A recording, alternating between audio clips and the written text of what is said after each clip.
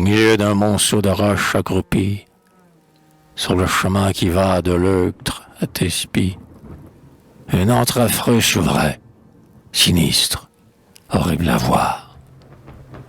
Des buissons monstrueux tombaient de son flanc noir, hérissé, touffu comme une chevelure, et dans la pierre en feu, qu'une rouge brûlure dévore, étaient gravés sur son front ruiné ces mots. Ici gémit l'Éternel condamné. Rien n'obstruait le seuil de la sombre caverne. Hercule entra. Dans l'ombre, auprès d'une citerne, dont le flot n'a jamais regardé le ciel bleu, sur des ossements d'hommes était assis un dieu. Or, il avait vécu plus d'ans que la mémoire n'en rêve. Son vieux crâne était comme l'ivoire. Lui-même de 9 flèches, il déchirait son flanc. À force de pleurer, ses yeux n'étaient que sang. Il semblait un oiseau farouche, pris au piège, et le vent frissonnait dans sa barbe de neige.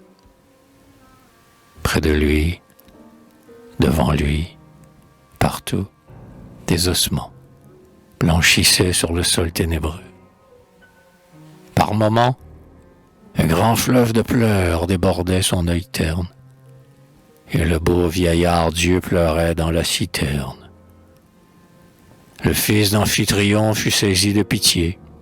« Oh, dit-il, sombre aïeul durement châtié, que fais-tu loin du ciel dans notre œil est avide? Qui te retient ici dans ce cachot livide? Ton désespoir est-il si vaste et si profond que tes larmes aient pu remplir ce puissant fond? Viens dans la plaine, où sont les ruisseaux et les chênes. Sur tes bras affaiblis, je ne vois pas de chaîne. D'ailleurs, je suis celui qui les brise. Et puis, si tu le veux, jeter ce rocher dans ce puits.